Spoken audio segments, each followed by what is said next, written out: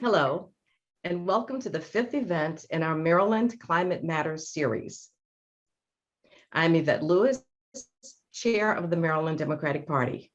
Tonight's event is titled Climate Change and Transportation, Building Back Greener and Smarter, and will discuss how the climate crisis affects state and local transportation systems and how Maryland can address the climate crisis by building greener, smarter transportation systems. First, I want to thank our panelists for joining us this evening. We are fortunate to have Representative Anthony Brown, Delegate David Frazier Hidalgo, Zach and Jesse Cataldo, and Dr. Sacobie Wilson. And thanks to you, Dominique Maria Bonessi, for moderating tonight's panel. The MDP Maryland Climate Matters series would not have been possible without the vision and support of Ed Hatcher and Angie Cannon. We are grateful for their dedication to bringing awareness and education about the climate crisis that we all face.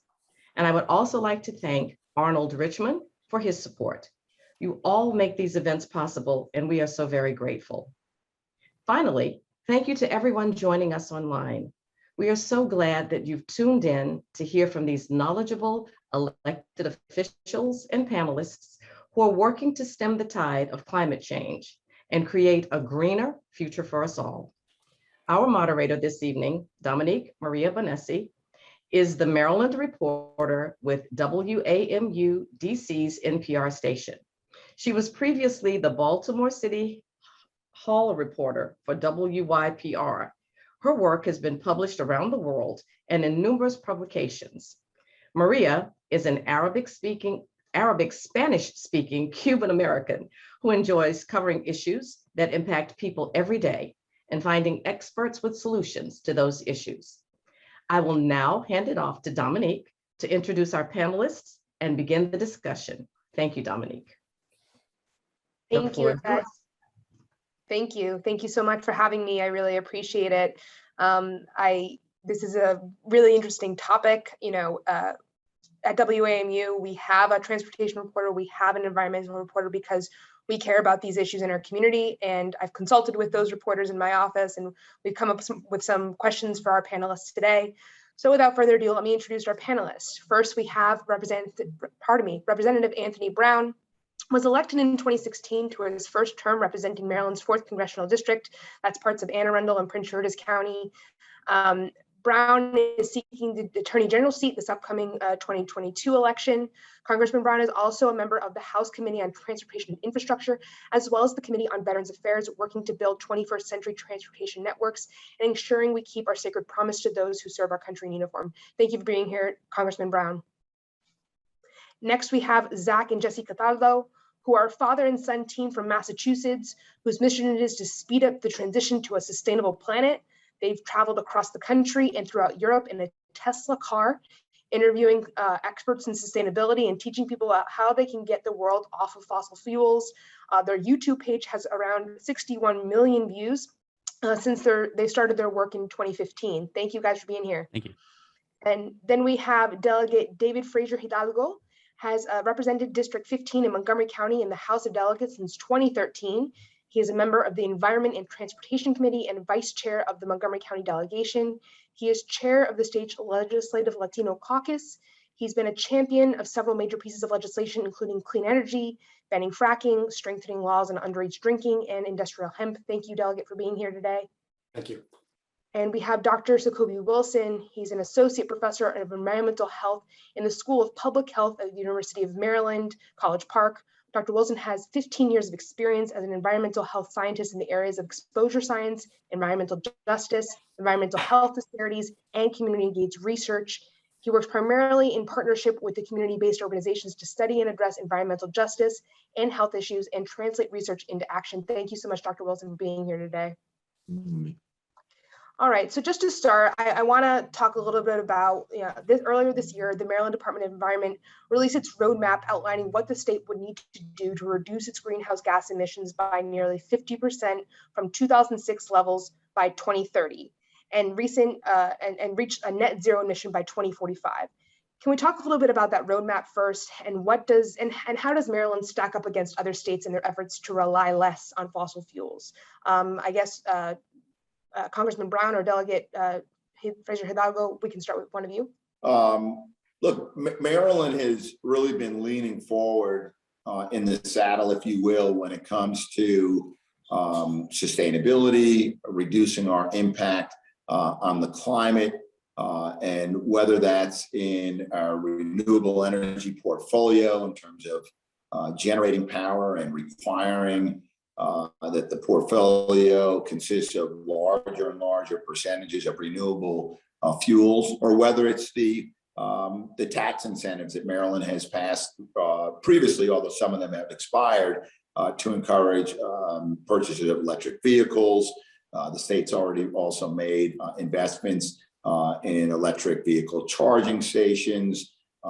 There are many local governments that are already underway in electrifying their bus fleet. So Maryland is certainly leaning forward, but in order for any state from the Atlantic seaboard to the Pacific Rim as a nation, for us to make progress, the federal government has to be in the business of working with states. And that's why it's so important that the bipartisan infrastructure package that is pending today for a vote on the floor in the House, as well as the Build Back Better Act, which also has significant climate change provisions in it, that we have to pass that so that we can provide incentives to individuals, support to states to continue in their efforts, as has Maryland, in addressing or reducing our impact on the climate.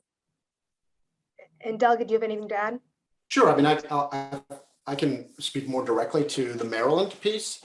In 2011, Maryland signed on with 9 other states, now 11 states, to be with California's zero emission vehicle mandate, which means Maryland's part by the year 2025 is to have 300,000 registered EVs.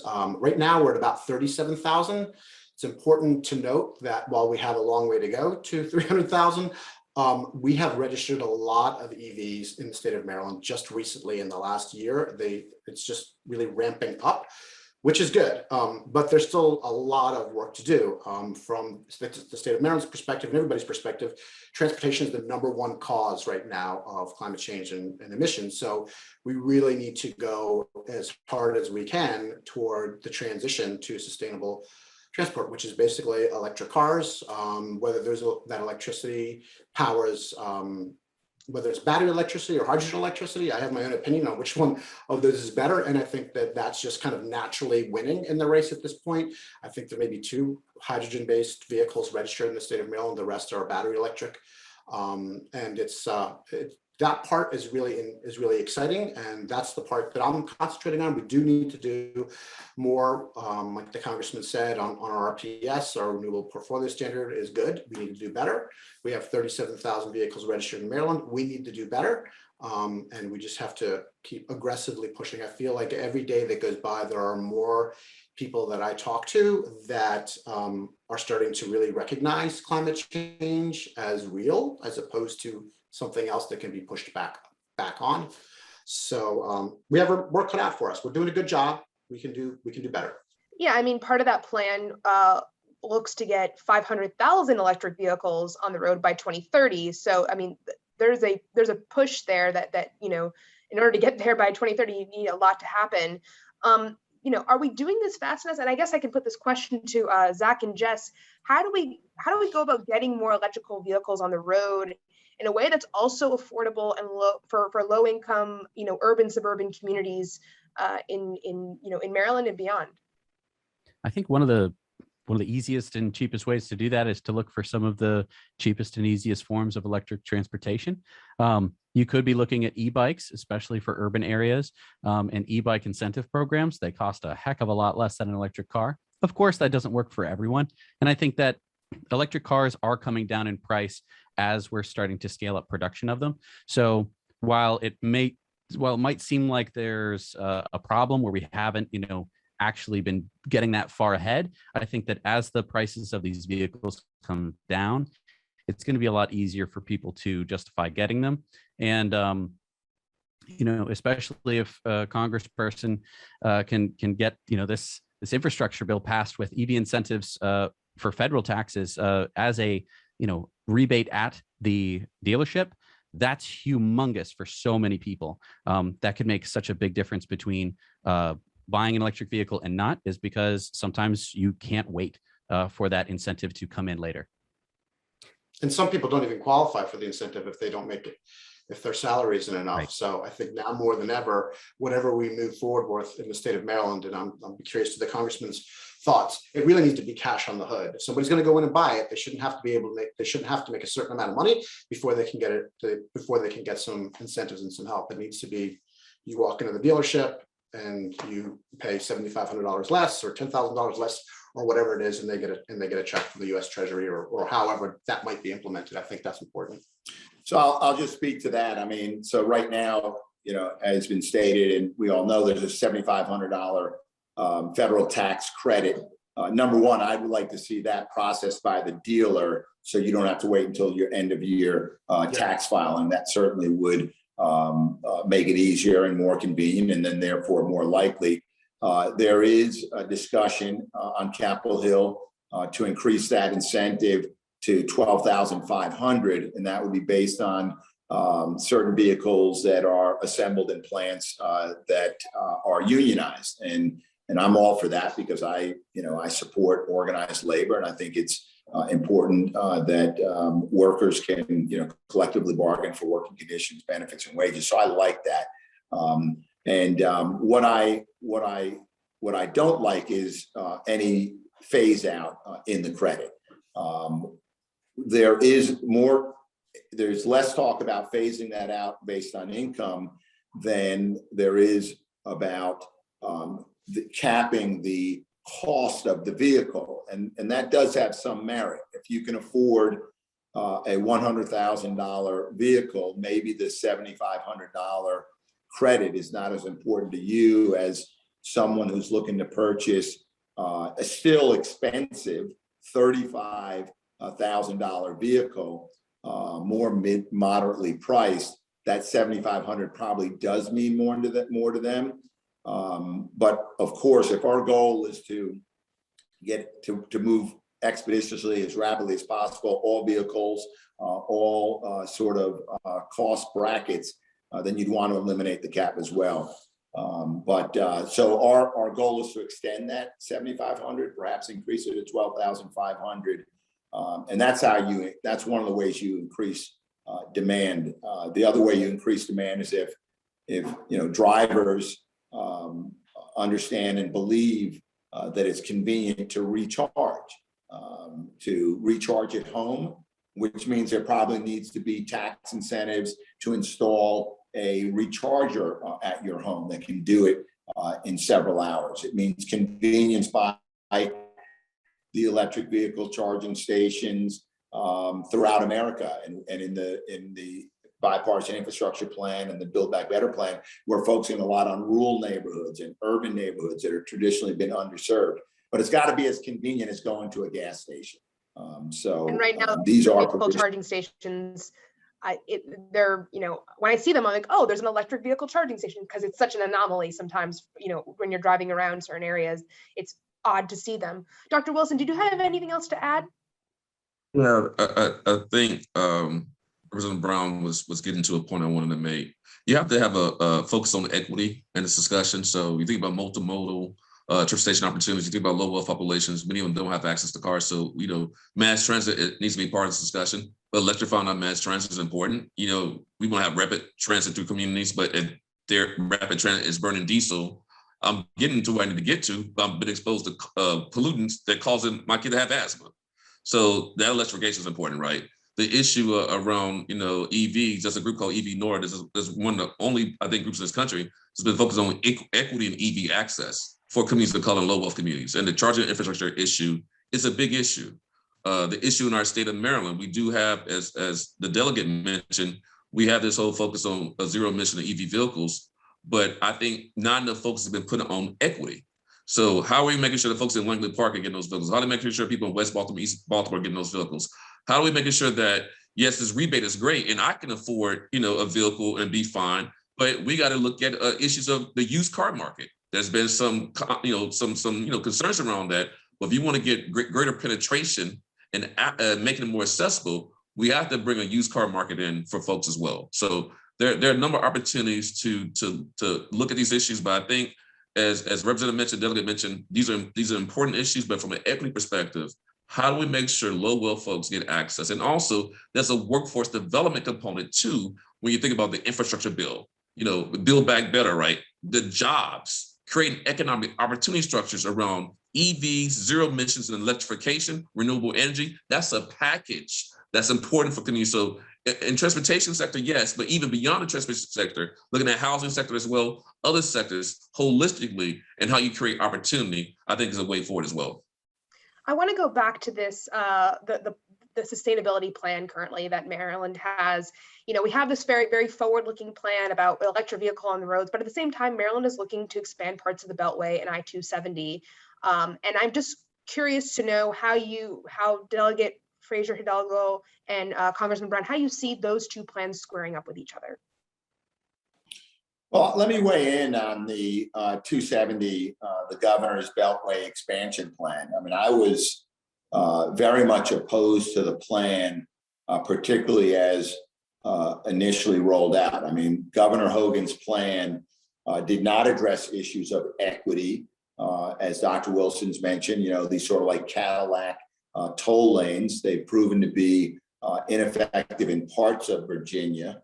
Only, we call these the Lexus lanes, right? If you can afford a $45 toll to go 8 miles, I'm happy for you, but from an equity standpoint, most people working day to day back and forth to a job, that wasn't going to help. And the plan was devoid of any real commitment to public transit. Didn't have dedicated bus lanes, certainly didn't have light rail component to it.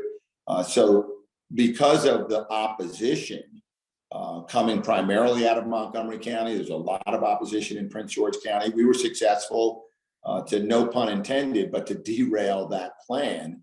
And what would have been an expansion plan of paving cement around the Beltway is now focused on a much smaller portion of the Beltway. Still more work to be done, but it has to include transit in any Beltway expansion plan. Studies have shown that if all you're doing is increasing the number of vehicular lanes, you'll have induced traffic. So maybe in the first 3, 4, 5 years, it looks like you've solved the problem, but you're just going to bring more and more people on the road. So studies show you have to have a transit component to any congestion mitigation plan that you're proposing. Dr. Wilson, I was wondering if you might talk to us a little bit about how the expansion of highways, not just in Maryland, but in the larger U.S. Have affected the health and well-being of lower income communities and communities of color specifically.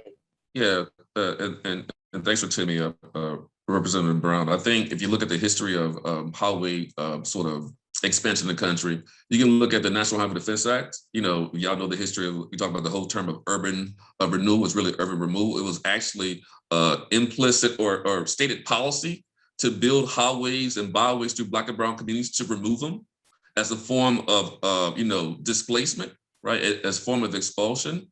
And so if you look at parts of the inner Beltway communities, you look at parts of DC, look at parts of Baltimore, you have neighborhoods that have like 3, 4, 5, 6 lane highways, right, going through those communities. So what does that mean? That means those local residents have been exposed to combustion byproducts. So if you have commuter traffic or big truck traffic, industrial traffic, right, you have combustion byproducts like particulate matter, you have NO2, nitrogen dioxide, you have greenhouse gas emissions, right? So you have, climate forcing, climate inducing, impacting pollutants, plus those that can impact human health. So if you live in that community, you're basically internalizing those pollution sources, right? Those pollutants. So it's causing asthma, it's impacting the development of a fetus, it's causing neurological effects. So these cumulative impacts of air pollution are a big issue in these communities that host these highways and byways, which is the reason why we have to transition, as Representative said, to more mass transit, and also why zero emission vehicles are important. They deserve better. And so it's impacting their public health, it's impacting the quality of life, but it also has a negative economic impact as well. So there's a positive benefits from moving away from this current, highways, concrete, and asphalt as it relates to climate change, but also relates to those local public health impacts. And I think electrification is a public health intervention, and EVs are part of that intervention. Dominique, if I could Yeah. just interject here, I think I agree with what everyone's saying, but I think we're heading in a new direction that many of us don't know we're actually heading in. Jesse, if you want to share screen for a second. Absolutely. So we're a YouTube channel. We've done over 1,000 videos over the past 6 years about electric vehicles and sustainability. But before we talk about where we think the world is headed in terms of transportation, we think it's important to talk about how a major change has happened in transportation in America before. So 100 years ago, and we get to play a little game right now, so this should be fun for everybody. 100 years ago, there was a way of getting around, and that way was horses. And so I'd like you to take a look at this picture of 1900 New York City and try and find the car. Anyone find it? There it is. There it is. There's one car in that picture. Now let's fast forward 13 years to 1913, and I'd like you to find the horse. Same street, 13 years later, 1913. Where's the horse? Where is it, Jess? It's right you there. go. So in 13 years, which is very fast, we went from a time when everyone would have probably argued in 1900 automobiles, that's not going to be a thing. Or if it is, it's going to be 100 years from now, to 13 years later, horses. Why would I use a horse? That's what's happening right now. We're on an S curve, and we're at the beginning of the S curve. So it looks pretty darn boring because it's down there at the bottom, and it looks like it's just a normal linear line, but it's actually not. In fact, we think we're right about there with EVs, where we're about to blow up. It's about to become the iPhone moment, where everyone one day doesn't have a smartphone, the next day they all seem to have one. And so that's an important thing to keep in mind, because that's not just EVs we're talking about. We think it's going to also be, with another technology, autonomous driving cars. So let's take a look right now at downtown Baltimore. This is a picture. Now, Jesse, why do we have a lot of red and orange squares gumming up my photo of Baltimore? So Zach and I spent about 2 hours the other day looking at Baltimore from space and finding all of the parking lots. So if you take a look at the red blobs, those are all surface parking lots. The orange is garages, so actual structures that are built up. A huge portion of downtown Baltimore, and you pick any city, you're going to see this. You're going to see a lot of land use being just devoted, not for cars to get around, not for people to do anything, just to put your cars while you're not using them. Yeah, which- 95% of the time, your car is just sitting there in a parking lot. So what we argue is that with the autonomous driving cars that are coming, you're going to free up all this space. And we've done a whole autonomous driving future series on it. You can go watch that on YouTube. But basically, right now in the United States, there's over 500 million parking lots just in the United States. That's just a place to keep your car. Not really a high value. Right. We argue that with autonomous cars, traffic is going to disappear. Pollution is going to go way down, because transportation is one of the biggest polluting sectors. Right. And cars are going to disappear. There's going to be fewer cars out on the road. It's also going to be safer for people to travel. Again, fewer parking lots, and it'll just cost less. So let's talk about what to do with the space that we just freed up. Hopefully, if we're right about, all these parking lots disappearing. This is a basketball court in the Netherlands. It is also a stormwater retention pond. And so it's doing double duty. Most of the time, these beautiful parks here are whatever you want them to be. They can be for playing games, they can be green spaces, but they're also batteries for holding water, so that when your city gets hit by a hurricane, which we're going to have more and more of, or if you're on the coast, like you are in Maryland, a lot of your cities, then you have a place to hold water. And that's important. This one, for instance, 500 cubic meters of water storage, or this next one, 1,700 meters of rainwater storage, which is enough to take care of a whole city block during a hurricane. And so a bunch of things we just threw at you there, but basically we think in the next decade, answers to transportation are going to take place that actually help us with our cities in terms of rainwater for hurricanes, but also a lot of the things that Professor Wilson talked about, which are equity, because we're going to be able to stop polluting in downtown areas, and we're going to give transportation back to people who can't afford it now. And I think that that's one point that doesn't get brought up, because if you mention it, and that's why we're talking about it, because we sound crazy. It sounds kind of insane that you're thinking that, yeah, I'll get into an autonomous car and it's going to drive me to another part of a city or another part of a state without me having to do anything.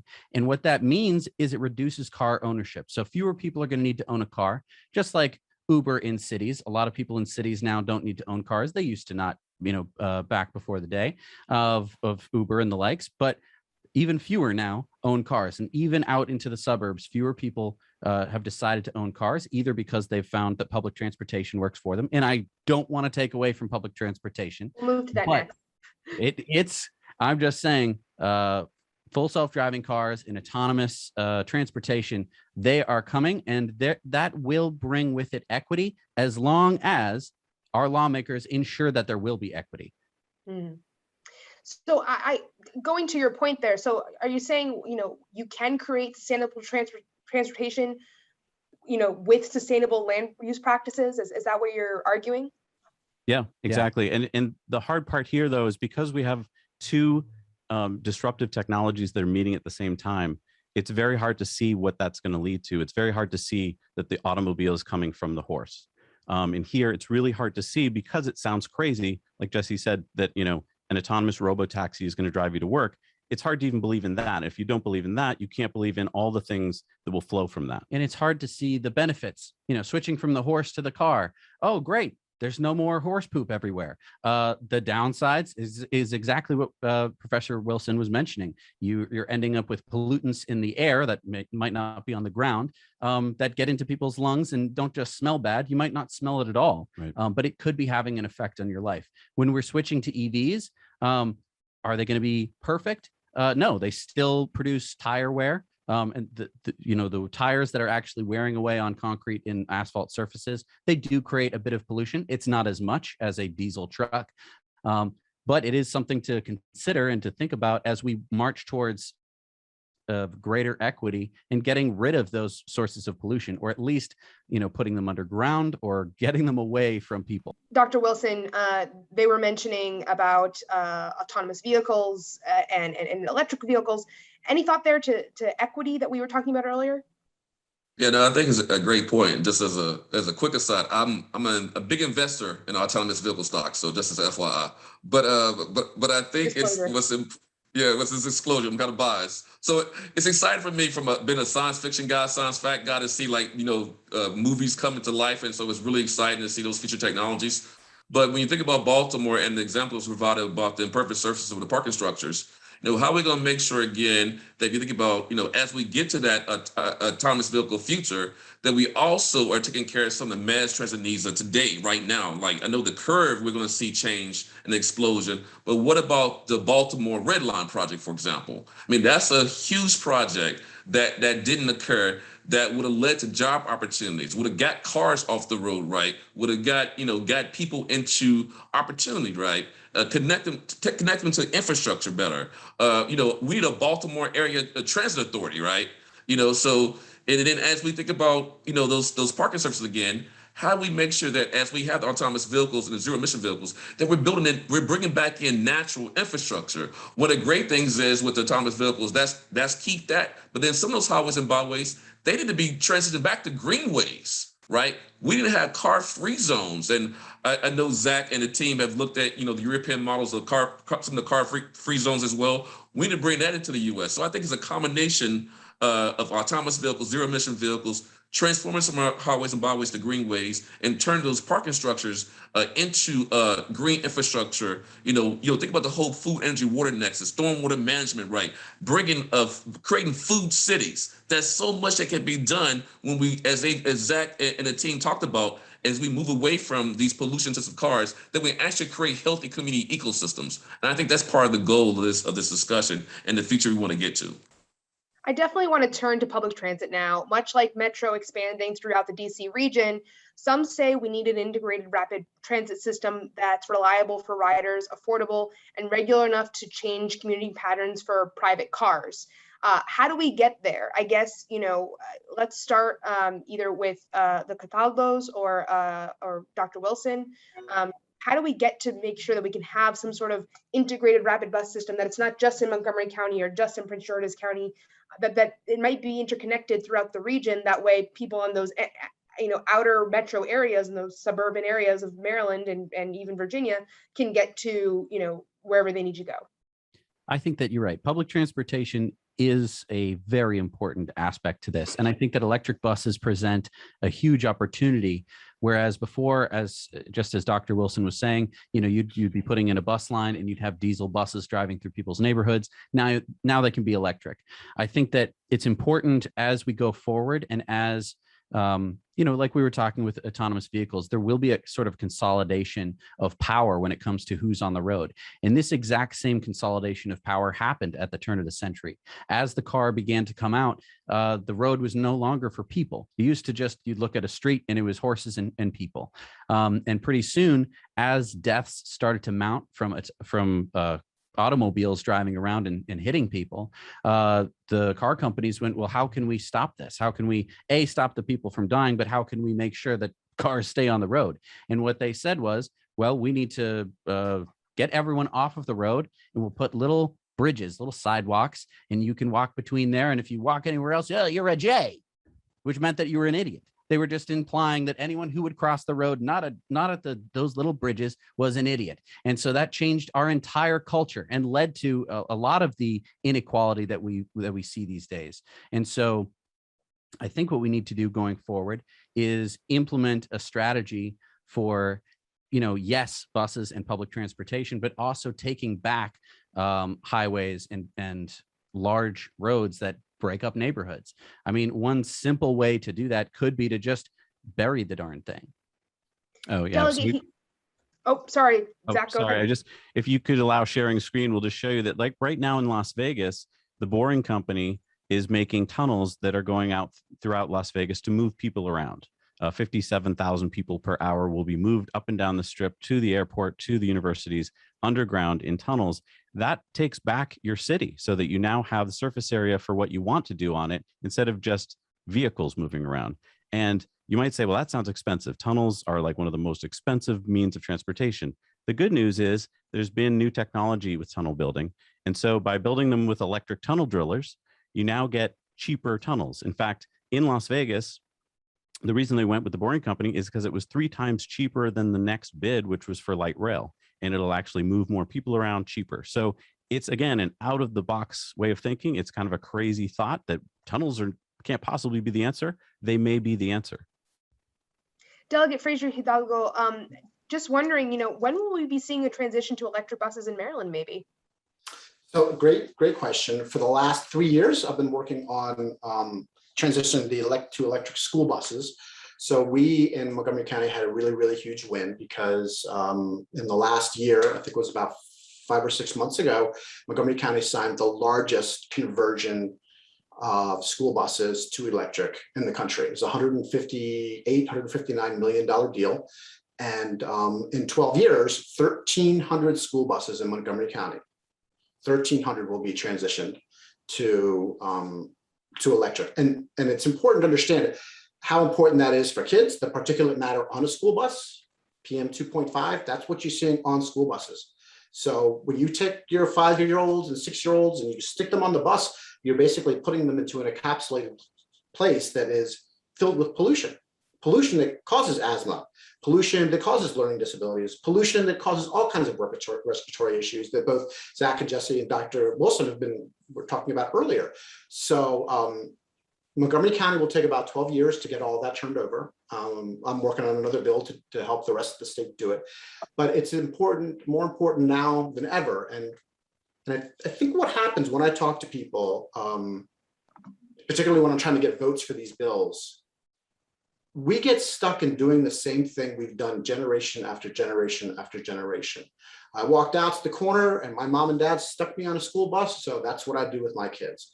But when you step back and you realize how absolutely insane that is, then the next generations are starting to do that. So it'll be great. As far as other transit, in Silver Spring, Montgomery County just signed a deal to transition transit buses in Silver Spring. They're going to have a huge parking lot, all solar canopy over the entire parking lot, and they will be doing just regular transit buses as well. So all of those are really important. And for the school buses, the one thing that I think people don't realize, and one of the reasons why it's a lot more economically feasible than most people realize, is because the deal that was done for Montgomery County for the school buses, the reason it didn't cost the Montgomery County taxpayer anything is because a private company came in and helped to bridge that gap. And the reason they helped to bridge that gap, because that private company knows that they will make their money back over the lifespan of that bus, because the maintenance costs are so much less.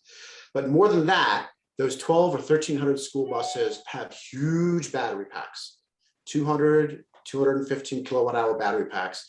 And they can charge those up in the morning and in the afternoon, and at peak time, when everybody comes home and flicks on their air conditioner at home, that's when we have peaker rates, right? That's when peaker plants, we start burning coal in order to satisfy the electrical demand.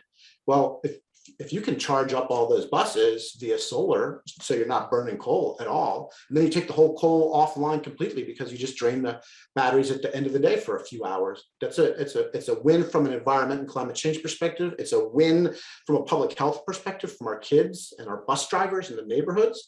And on top of all that, it's a win because we can get away from coal and just reuse that energy. Thank you, Deli. And Oh, this, sorry, and Dr. Wilson. I just want to add real quick, and Delegate talked about the health impacts. We talk about making sure our kids, have these, learning opportunities, and he talked about it. Short-term exposure to diesel exhaust impacts your coordination, your concentration, your focus. So you're seeing kids on these moving smokestacks, you expect them to learn. There's no way for them to learn. So you're actually reducing their capacity to learn, and then they may have asthma or some other type of health effect on top of that. So if we're gonna have talk about sustainability, we have to get that right. So what's happening in Montgomery County, we got to see it in other counties where you have a children of color disproportionately ride school buses. So in Prince George's County, we need to see that happen. In Baltimore City, we need to see that transition as well happen in our state.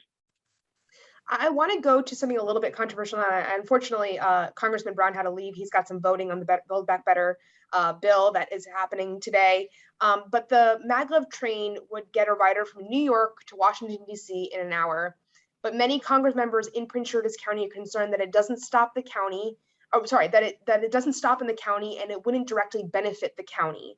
And there's a massive movement against the maglev throughout the state. Where do panelists here stand on the development of a maglev train? I think it's overly expensive. And I think the problem is you're talking again about putting it above ground, which means that now every place that train goes, you have to have right of way. If you put something underground, you don't have to worry about that anymore. The problem is as soon as you say underground, everyone goes, well, that's off the table because that's a tunnel. And I know tunnels are too expensive. And that's the problem we're having right now, is that we are going under assumptions that aren't correct. But if you put whatever it is, maglev or even just simple, electric trains underground, you solve most of the problems because those trains can go fast. I mean, look at Amtrak right now to go from Boston, down south. You get stuck in cities all the time, and so you can drive it faster. So putting that train underground, I think, is actually going to be the answer. And Dominique, if I may, a few years ago, I was out in LA and I got a tour of the Boring Company tunnel. Just within like 6 months of them doing their original boring, and it is really amazing to see what the future holds. And I think Apple Computer, I think about 30 years ago, when Steve Jobs came back and took control of Apple Computer, they put out an ad, right? And it was a really good ad. It showed all of these people that's changed the world. And at the end, it's just like pieces of Gandhi, pieces of Martin Luther King Jr. And at the end, they say, those are the crazy ones. The ones that are actually able to change the world are the ones that are able to dream big enough to make these changes. The Boring Company, which could theoretically turn into a Hyperloop in the future, that is now technology. That's the technology we're moving forward right now. And because it's underground, it's a great opportunity, and it's gotten a lot faster and a lot better. And one of the pieces is because we're surrounded by the bay, we have a lot of stormwater management problems. Everybody around the world's got stormwater management problems now more than ever, but Maryland is more susceptible than a lot of places. So if you put something underground, then you don't have the stormwater management issue, because if the soil is put back to where it was or not even disturbed in the beginning, then those soils can absorb the water, as opposed to it washing down the street like it does in Old Ellicott City. In Old Ellicott City, we have a torrential downpour, people die because the whole Ellicott City, old historic Ellicott City, is washed away. And then that's only because that only happened because it's a 100-year storm, right? They built it. That only happens once every 100 years. Not 18 months later, it happened again. Right. I remember seeing a lot of that devastation for myself, which was, it was devastating. Dr. Wilson, your thoughts about the maglev? Yeah, I mean, if you think about some of the community concerns, like folks in Greenbelt and other places, you think about this issue of environmental justice, and we're talking about transportation equity. Transportation equity is an environmental justice issue. The issue of the maglev is, the communities that are going to be most impacted by the construction won't see the benefits of it. So you may see the construction, whether waste, air pollution, or other things that are associated with it. Maybe there's some big stormwater issues, maybe some other concerns that maybe they're not big perception issues, right? But the benefits part is really important. And so as you've seen with other type of transportation systems in our region, even with the metro doesn't go everywhere.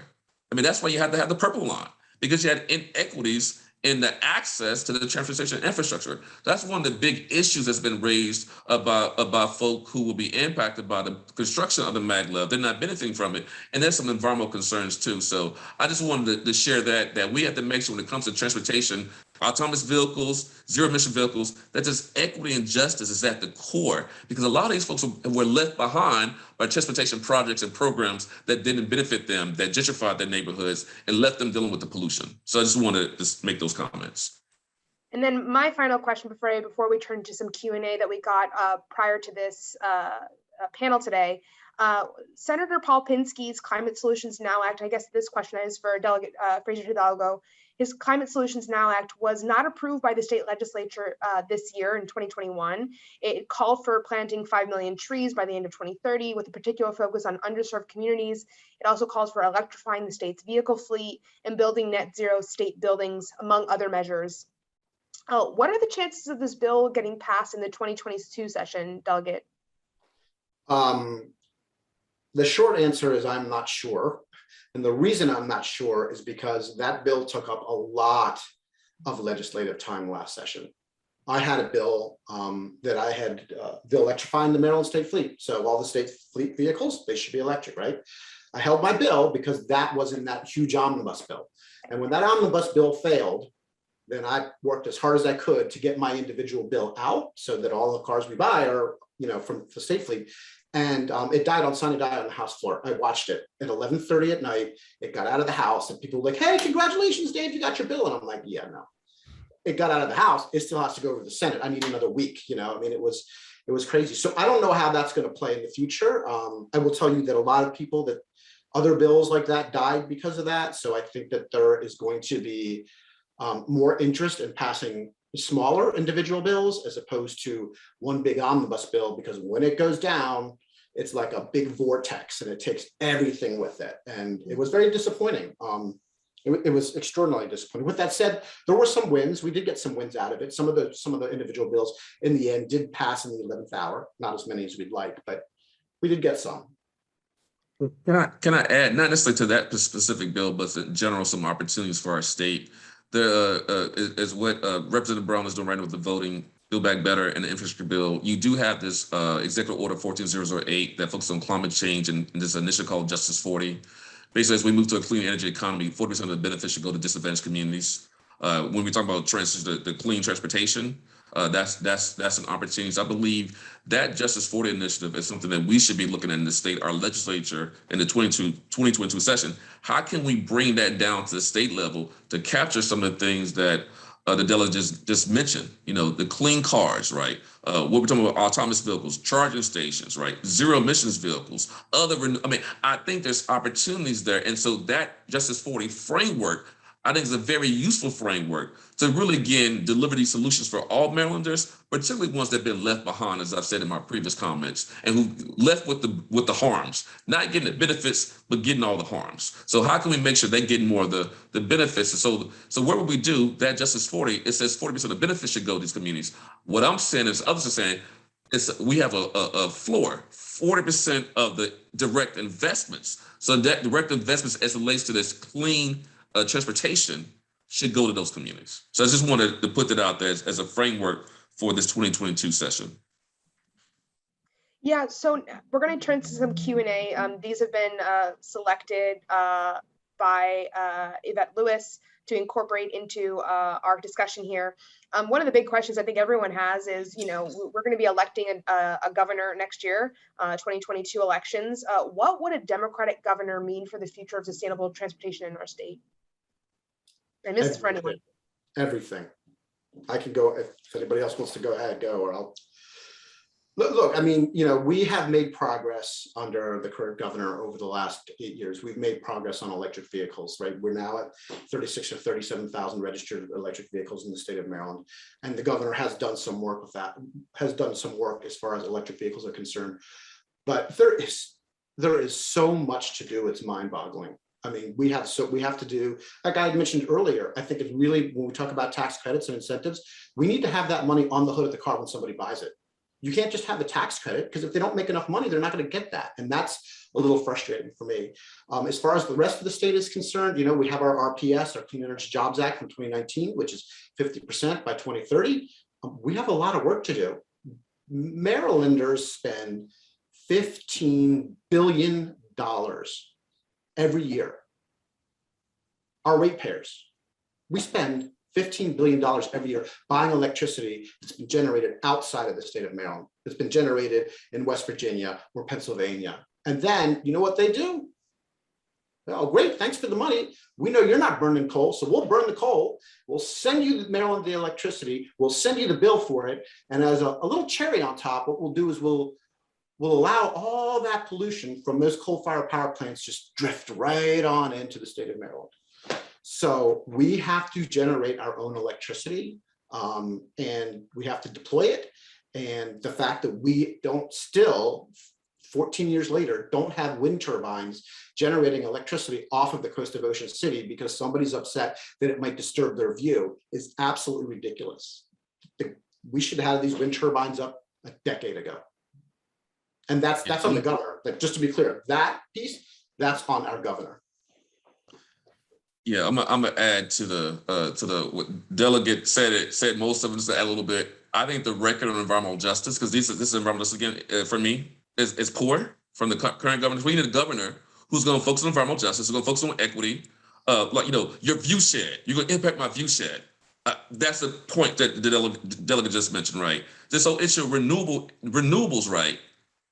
Whether it be hydrogen, geothermal, solar, there's so much we could be doing. There's cities in states across the country. Look at the climate law that was passed in New York. We should be doing something like that. The climate law just got passed in Washington. Illinois, was it right, Delegate, just said this year, they're no longer having coal-fired power plants, right? They're getting rid of coal-fired power plants in Illinois. We need that type of leadership from the next governor to make sure we get into what our team, Zach, was talking about the autonomous vehicles and making this happen. We got to have a governor who supports these policies. We got to have a governor who's not going to expand 295, who's not going to expand 270, who's not going to shut down the Red Line project, right?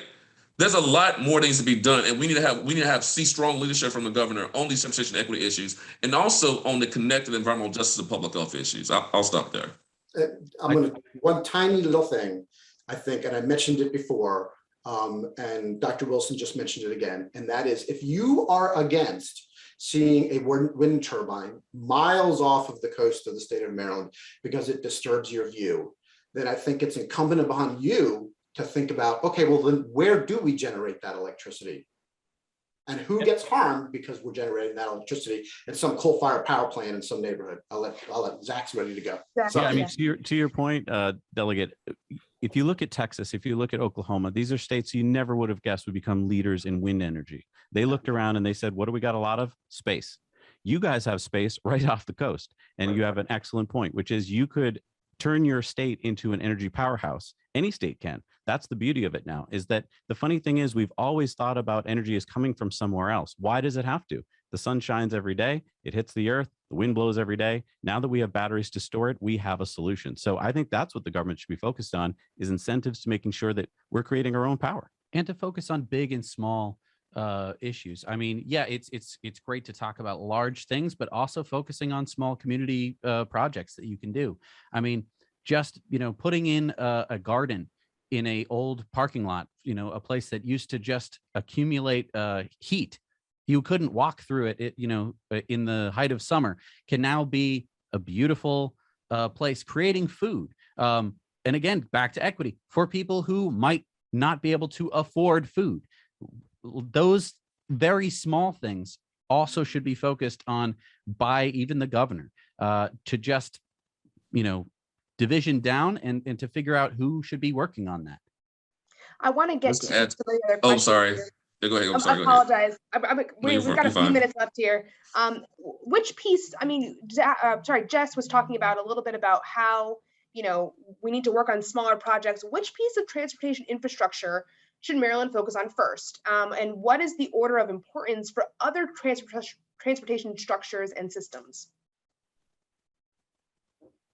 That's a great question. I would say one of the problems is we spend a lot of money on infrastructure. It's a very popular thing with voters. If you say infrastructure, they say great, right? I mean, we all want our roads and bridges and tunnels fixed. But the problem is that that's an expensive infrastructure, but it's an old infrastructure, as Jesse pointed out, that we've bought into, that we're not going to need as much of in the future. And so if we keep thinking that way, then for decades, we're going to make policies for that when actually the technology is changing. Right. And if you look forward, if you plan further ahead and you say, should we have these raised highways that cut our cities in half? No, we shouldn't. I mean, just take a look at Boston. We're from Boston. So the Big Dig, right? Took forever. You mentioned the Big Dig, people go, oh, the Big Dig, I hate it. Now look what's happened. It's over. So there's no more construction. And was it a poorly planned and executed project? Yes. But what happened? Now there is a strip of land throughout Boston that is green, and the highway went underneath the city. And instead of cutting off the north end with this ugly structure sitting above, loud, no longer there, it's gone. So that took a bit of planning. It took a bit of long-term thinking. Was it executed perfectly? No, I don't think that most government can execute perfectly all the time. But if you were to look forward and to look ahead and to say, how can we create equity in the long term and not focus so much about like this next year or, you know, these next few, you know, terms, but thinking long term, what are the plans that we need? What is the future going to look like? And how can we adapt to that? And so that's why I'm always thinking about electric, you know, autonomous vehicles. You know, there is a lot of infrastructure that actually needs to happen for electric vehicles to be viable. Because again, like we talked about with charging stations, we're going to need those. with autonomous vehicles, we're going to need, you know, routes that can, you know, either cut through cities or have less impact on neighborhoods. Have it so that way there isn't a cut through street that is highly dangerous for people to walk around in, and to make it better and nicer for everyone, and to not have certain sections of cities that are either cut off or just less nice just by the fact that they don't have trees planted along their route because we needed that space for parking. Delegate, would you like to go? And then I'd like to give a word to Dr. Wilson. No, go ahead. I'm sorry. Dr. Wilson. I just wanted to say, you know, I think you asked like what to do first. I like Zach and Jess's answer, because I think you want to have this kind of green futures vision. And so there's some things I said earlier you want to focus on. I think that the transit equity is part of it. I mean, you talk to folks in Baltimore, the red line is like in our state, that's very important. But when it gets to the electric vehicles piece, I think, you know, being able to provide incentives. Let me just even step back from that. We got to engage our local leadership to buy into this. I don't want to miss that piece, and making sure we're engaging the communities who will benefit the most. Let their voices and their votes speak. I think that's an immediate thing. Like we have in 2022, let those voices and votes speak. So they're, you know, elected people who are going to be supportive of these policies. I think that's a near term, first step. So I'll stop there. So I have, oh, sorry. Start. You know, I had mentioned earlier that we spent $15 billion for other states to generate electricity for us, and then they pollute So as far as next steps, we really need to figure out, of that $15 billion with a B, why Maryland can't generate a lot more electricity now. All that money just needs to be refocused. And more often than not, when we have these conversations, and I've talked with Dr. Wilson about this directly, it's just zeros and ones in a spreadsheet. So the question is, do you want to move zeros and ones out of a public health spreadsheet and move those into an environmental justice spreadsheet? Or do you want to leave it where it is, because that's where everybody's left it for generations, and then still keep spending the public health costs by having little kids go to the emergency room with asthmatic related issues, cardiovascular issues, and everything else? So it's really, I think more often, we're stuck in our own set of thinking, our own parameters that we've been put in since we were kids, and we have to break out. You know, I have a question here. It's kind of a numbers question, if you guys happen to know this off the top of your heads. If we have a high-speed rail connecting the entire state from Ocean City to Hagerstown, how many less cars do you estimate could be taken off the road? I think it all depends on your last mile transportation. It's one thing to get out, get off the train. It's another to get off the train and get onto another form of transportation that's going to get you to where you want to go. And it depends on whether you could have brought your bike with you. It depends on a lot of different things, a lot of details. Again, because just having a train station in the middle of nowhere, I can speak for myself. I grew up right near Lowell, and not very good public transportation to get to the train station. And the train station was great. You could get all the way into Boston, but you'd always have to have your friend drive you in or something like that. I think that it really depends on how the infrastructure is going to work to bring those people who arrive at the train station to then get off and go to where they actually want to go. They don't just go to a dot on a map. They go to their homes, or they go to work, or they go to see their friends. I think that's where autonomous vehicles come in, that last mile. So if you use like a monorail, or you use a boring company, or whatever it is that you use, you get off at that stop, and then the autonomous vehicle is that last mile. And then a lot of problems go away.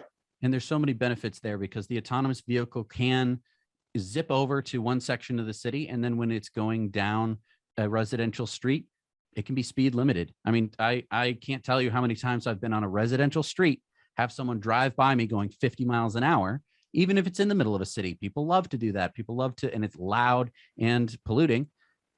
If you can have a nice quiet street, that it will always be quiet, because the cars driving down it or just limit themselves to 25 miles an hour, and you get off and go into your house or your friend's house. It makes such a huge difference in terms of the lives of people, in terms of like even just noise pollution. Dr. Wilson, any estimates on number of cars taken off the road? Well, no, I don't know those numbers, but I do agree about the benefits, as it was just mentioned, about reduction in noise pollution, reduction in air pollution, improvements in quality of life. And then, as I think we've said, you can then bring back the green infrastructure, bring back trees, which are also good for noise pollution mitigation, heat pollution mitigation, air pollution mitigation, right?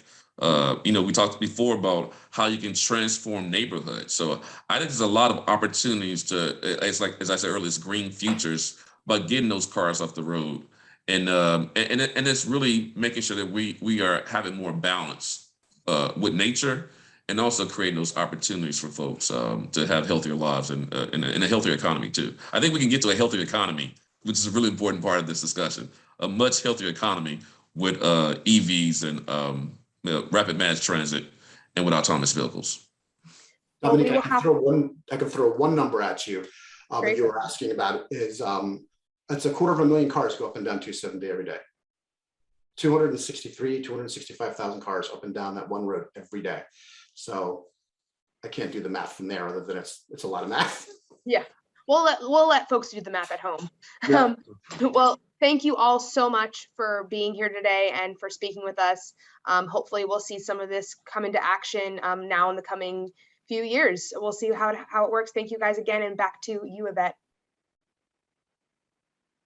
Thank you so much to Representative Anthony Brown, Delegate David Frazier Hidalgo, Zach and Jesse Cataldo, and Dr. Jacoby Wilson, and of course, Dominique Maria Bonessi for joining us tonight for such a thoughtful and informative discussion.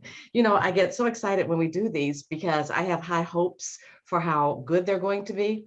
And I'm always, always blown away. And today was no exception. I am so grateful to all of you. Thank you to Louis Laria and New Visual Studios for handling the digital and logistical side of getting these events up on YouTube and social media. We hope you will all join us for the 6th panel discussion next month. Thank you all again and have a great night. Thank you. Thank you.